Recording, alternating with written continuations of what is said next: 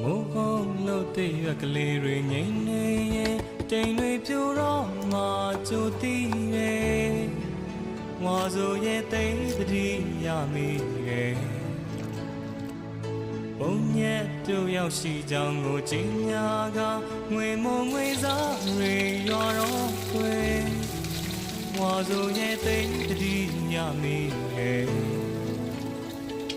တိုင်းရှိခွေမညိုဆိုင်ငါမောင်ကြီးချေ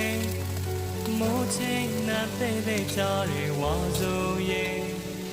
မိုးကရဲ့နှုံးကတိုင်းရွာနေပြီခွေ